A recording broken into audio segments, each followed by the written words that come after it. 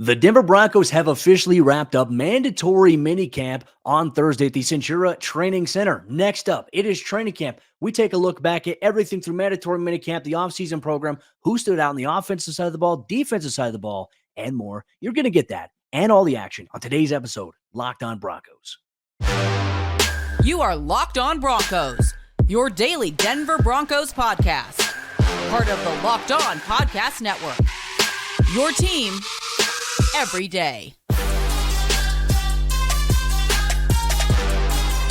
What's up, Broncos Country? Welcome into a brand new episode of Locked On Broncos, your daily Denver Broncos podcast, part of the Locked On Podcast Network, your team every day. Thank you so much to everybody in Broncos Country for tuning in and making us your first listen of the day every single day. Shout out to all the everydayers out there. Make sure you subscribe or follow for free on YouTube or wherever you get your podcasts so you never miss out on what's going on with the Denver Broncos daily local coverage. You get that here every single day all year long, because for the true fan, there is never an off season. The Broncos are officially done with mandatory minicamp. It is over, and now they are off until training camp. So there's a lot to look forward to, a lot to reflect on. We're going to break all that down on today's episode of Locked On Broncos. I'm your host, as always, Cody Roark, Broncos reporter for Mile High Sports, joined alongside, as always, by my co-host, my good friend, my sidekick, Sayre Bedinger, site expert over there, predominantlyorange.com.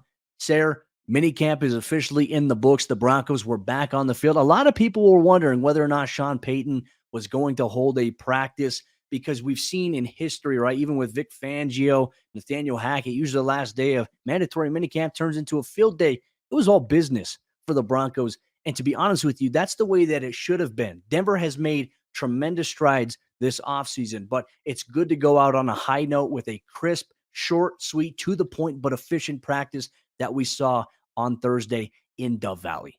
Well, I know certain members of the media, Cody, are going to be thrilled that there was no softball home run derby, no three-point contest, no snow cone truck out there, field day of sorts, which, that kind of stuff may have its place, right? And Sean Payton certainly comes from that same old school as Vic Fangio, who did have a field day. But look, I think, like you said, all business, and that's appropriate for where the Broncos are at. They've been one of the worst teams in the NFL the last handful of years. Maybe you earn that field day next year or something like that. So maybe it comes during training camp. We'll see. But I just think, Cody, it's so important for this team to feel good and confident about where they're at as far as, hey, the installation of the offense, installation of the defense, which it sounds like from what Joseph was saying, it sounds like there's going to be a lot of similarities to last year as well. It's exciting to hear that the team feels good about where they're at. Like Sean Payton speaking to the media on Thursday, saying that, kind of relative to what you can do up to this point, which is mostly conditioning, strength training, and then a little on field. He said he feels good about where the team is at, which I think is great. He's not going to put a letter grade on it, as you and I talked about before we started recording. And I think that's fair. Like, no reason to do so. But if he feels good about it, that makes me feel good as a fan of the team. And I'm sure the listeners will agree.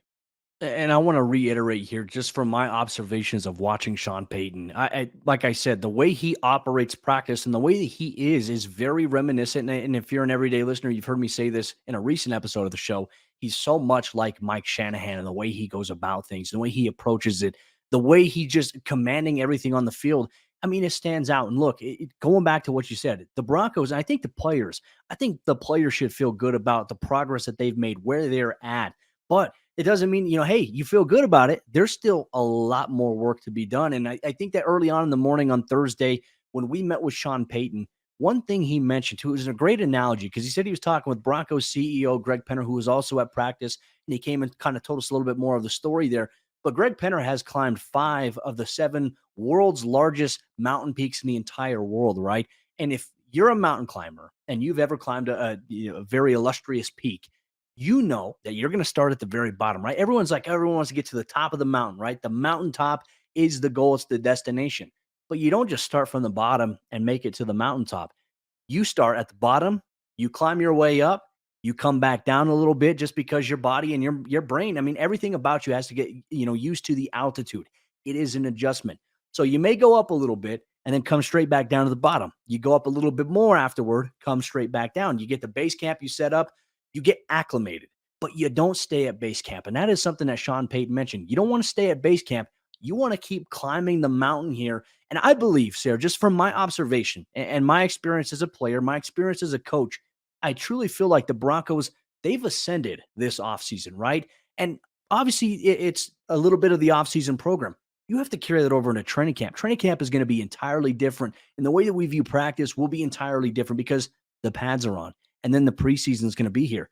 The most crucial part is upcoming. But Sayre, you mentioned it greatly what Vance Joseph was talking about. OTAs, minicamp, that was just one part of the install in terms of what this team is going to do. It's not the finished product. They're still adding things. And as we make the mountain analogy there, they're climbing. They've made their way to base camp, but they continue to climb. And they may have to come back down a little bit.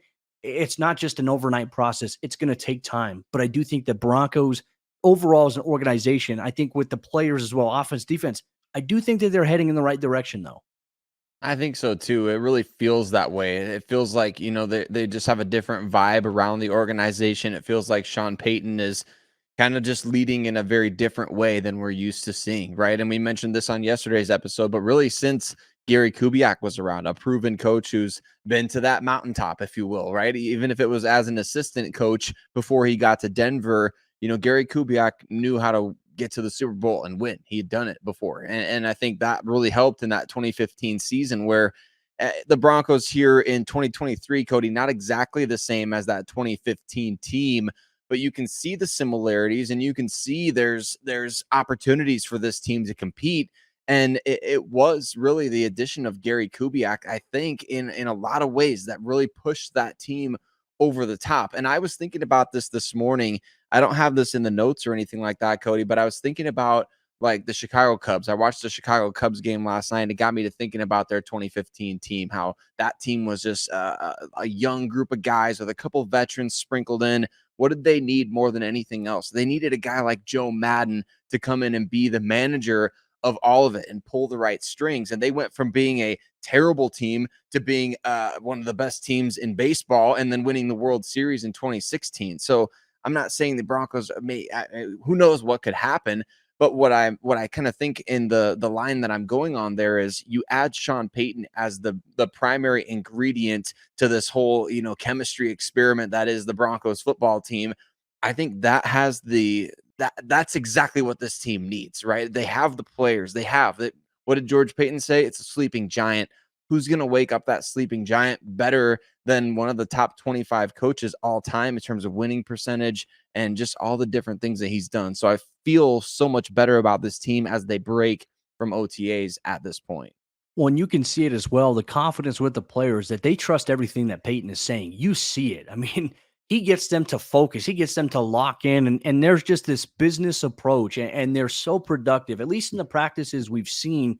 And it's all about maybe being able, I'm going to avoid using a word that Sean Payton absolutely hates. He does not like the word maintain. He does not like that word one bit, but continuing to just progress forward, right? And continue, whether you elevate just a tiny bit, one step up, two steps up, as long as progress is moving forward, he's happy there. On top of that, some other news and notes before we talk about maybe some of the players on the offensive side of the ball who have stood out all throughout the offseason program.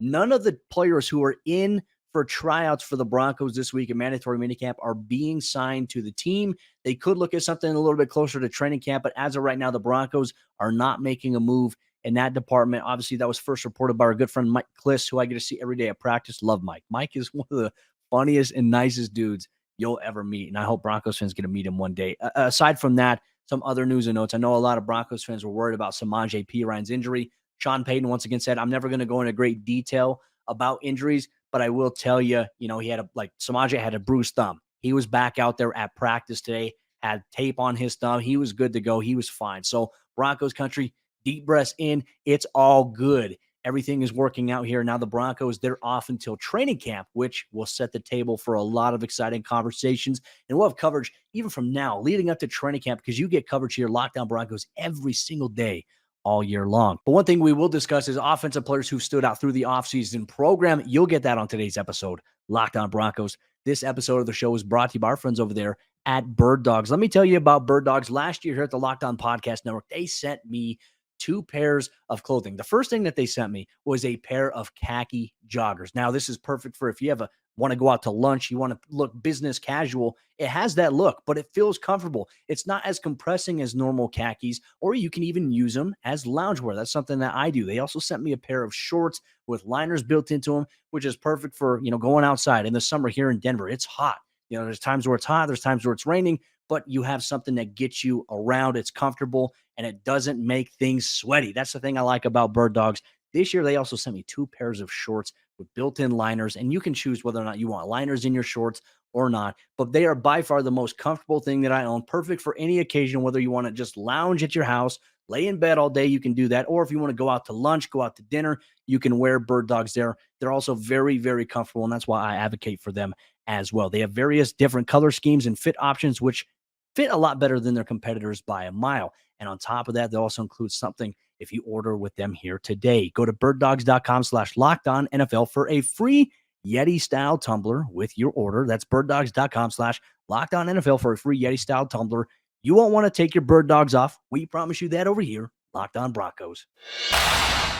We got sleepers, we got standouts, we got players flying under the radar out of Broncos OTAs. And Cody, specifically on the offensive side of the ball, I think you can look from 1 through 90 at some of these guys that you and I have talked about, just as you've been kind of giving me your observations from the mandatory minicamp and the players that have been catching your eye and things like that.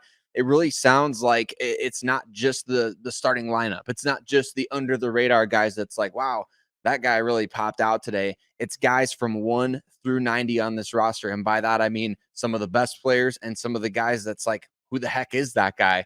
Who on the offensive side of the ball would you say have been maybe some of your biggest standouts so far at mandatory minicamp?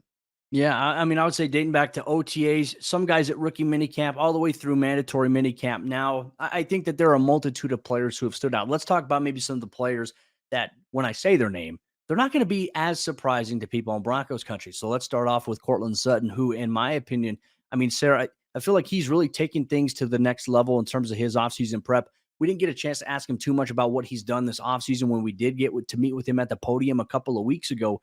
But for Courtland, we've mentioned it. He looks yoked. He looks bigger in his chest, his shoulders, his arms are massive, and he's super explosive. I know that's been one of the key phrases that we've heard coming out of practice, and you can see it. This is a guy who just, for his size, has an unbelievable burst of speed. Now, it is a little different when you don't have the shoulder pads on and knee pads and thigh pads are, sometimes constrict you a little bit. But Courtland has looked really good. He's had a really good offseason program. And I tell you what, I think that this could be a very, very big year for him. He's competitive. And look, ultimately, I think with some of the stuff going on in the offseason, you had some of the trade rumors. He said it himself. He's happy to be in Denver. Denver's home for him. But he was also flattered that, hey, you know what? I'm flattered there were some other teams out there that had interest in me. But ultimately, I want to be here in Denver. And he has put in a tremendous offseason program in the weight room, from what I've been told. And obviously what we've been able to observe at practice on the field, he has taken a massive leap in comparison to last year. And he is truly that leader, that big time voice. Like, he's the guy that will talk, right? We heard from Tim Patrick earlier in the week. He's like, I'm not much of a guy who does the talking. I'm not the rah-rah guy. I'm more of the lead by example guy. Portland leads by example, but he also does talk. He hypes his guys up and he coaches guys up, which I'll tell you this. It reminds me of the time when I was able to attend my first ever Broncos training camp as media. I got to see Demaryius Thomas, Emmanuel Sanders. I got to see DT coaching up a guy like Courtland Sutton, and when he was a rookie. And Courtland has now taken that mantle and is doing that for everybody, all the young guys at that position. Courtland has taken some massive steps this offseason. Very happy to see there. But aside from that, some other guys that maybe aren't as big of a surprise, are a little bit of a bigger surprise in terms of Courtland, undrafted rookie free agent Jaleel McLaughlin. You and I have been talking about this as well. The moment that he was signed as an undrafted rookie free agent, you and I were both talking on it. We did an episode here, Lockdown Broncos, talking about, hey, could this be the next undrafted gem that makes the team? And I tell you what, he's had a very, very good offseason. He is so fast, so electric, so explosive. I cannot wait to see what happens when the pads come on with him. He's one of those guys that I think everybody in Broncos country is stoked to see in the preseason, right? Because that's the exact type of guy that you get to the preseason, they can really make a name for themselves because you're going up against other guys trying to make rosters. And a lot of times that running back position is where you find gems in the preseason, not just the Denver Broncos, but a lot of other teams, Cody. But specifically for the Broncos, you could point to guys like Philip Lindsay, Terrell Davis, and a handful of others in between those two guys who have been outstanding, not necessarily undrafted. Obviously, TD was a 6th-round pick back in the day, but you get where I'm going with that. It's late round undrafted guys oftentimes get the opportunity to shine in the preseason, and that can determine kind of your direction in terms of, roster and things like that. So another undrafted free agent guy, though, Cody, I think one of the most intriguing players on the roster right now. I'm excited to dig a bit more into this guy. We haven't really talked about him on the show other than mentioning when he was initially signed, but Taylor Grimes, the wide receiver out of Incarnate Word, out of all places. And I think they actually had a couple guys get to the NFL this year. I think their quarterback even, his name is escaping me, but their quarterback made it to an NFL roster. Grimes made it to an NFL roster. What did you see from him that really stood out to you? I know there's only so much you can share, but what can you share with us that you saw from him in terms of what he brought to the field? Going back to Jaleel for just a second here, I'm going to make a bold proclamation on today's episode of Locked On Broncos. Bookmark it, somebody, and remind me after the preseason. But I feel like Jaleel could end up being the Broncos superstar of the preseason, right? We're always looking for that one guy that just goes on and explodes and has a productive preseason campaign.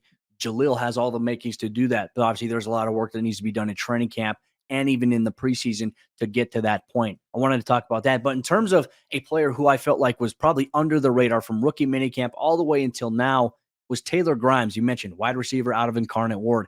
And here's the thing about Grimes. This is a guy who is just so consistent in terms of his body of work, understanding where he's aligning, where he's going to attack a defense in man coverage, where he's going to attack a defense in zone coverage. He's done like the little things, right? And I think he wears number 13, but last year everyone was talking about Caden Davis being the first guy in, the last guy out in terms of practice. You love to see that. Grimes is a dude who just puts the damn work in, and you never see him with any bad body language. You never see him. I haven't seen him drop a pass at all at practice. He's just a grinder. He's in there. He's working, and he's got, I think, the tools as well to be a potential practice squad wide receiver for them, considering how deep the room is.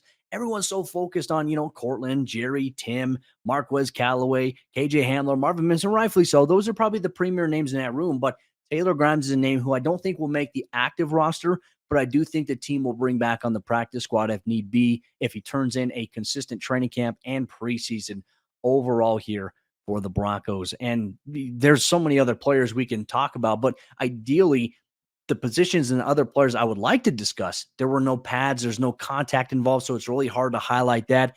We'll continue to evaluate that as training camp comes around. We talked about offensive players on the offensive side of the ball who stood out all throughout OTAs, throughout the Broncos offseason program. We're going to shift our transition on today's episode, Lockdown Broncos, to the defensive side of the ball. You'll get that on today's episode of the show. Real quick, go check out the Locked On Nuggets podcast hosted by Adam Mares and Matt Moore. It is championship week, and there is a month worth of championship content that you can expect there. Locked On Nuggets. They just celebrated the parade in Denver. Nikola Jokic said some exciting things that can't be shared on air.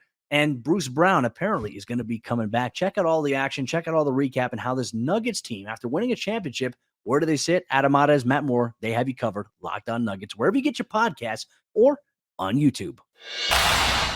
Who are some players on the defensive side of the ball that have stood out throughout the Broncos offseason program? There's a multitude of names that we can discuss, but we're going to highlight the key guys, including an under-the-radar player. Real quick, we just wanted to say thank you so much to everybody in Broncos Country for tuning in. Thanks for making us your first listen of the day. Thanks for watching us every single day, all year long. If you're an everyday listener or watcher of the show, make sure you comment on YouTube. Let us know if you're an everydayer. We appreciate you so much taking time out of your day to make us part of your routine. It means the world to us here. So thank you once again, Broncos Country. Let's talk about some defensive players here. I feel like the one name at the top of the list that everyone's going to expect to hear about is Agent Zero, Jonathan Cooper, who I've talked about here on the show, has been the one guy on the defensive side of the ball who has been so impressive and consistent week in and week out so far in the practices we've been able to view as media. However, with that comes, he plays a position, and Sean Payton highlighted this during Wednesday's practice afterward when I asked him about his thoughts on Jonathan Cooper. He says, he's at one of those positions where, they don't have any pads. There's things that certainly stand out about him, but he even said Jonathan Cooper is important for what the team wants to do. We've highlighted that here on the show. He is a guy who has stood out, and I think he becomes one of the top names to watch in terms of going into training camp. Is this guy going to start if Baron Browning's not ready for the regular season? I think it's a fair question to ask. I do too, Cody. I'm excited. And what you mentioned is exactly what everyone needs to really see from him, right? It's consistency. That's exactly what everyone's looking for from Jonathan Cooper. So to me, he's in a spot right now where he has a huge opportunity. Breakout is on the table. I think even more so than that, just really establishing himself as a core player for this team. We've seen the flashes. We saw the dominance that he had. Remember his rookie season against Dallas, other moments like that throughout his early portion of his career where we've seen him do some great things. Now it's a matter of, like you said, consistency, putting it together in practices in May and June. And then we got to see it again in training camp. We got to see it in preseason. We have to see that consistency from Cooper. And I think if we do, he could be one of the top breakout players on this team.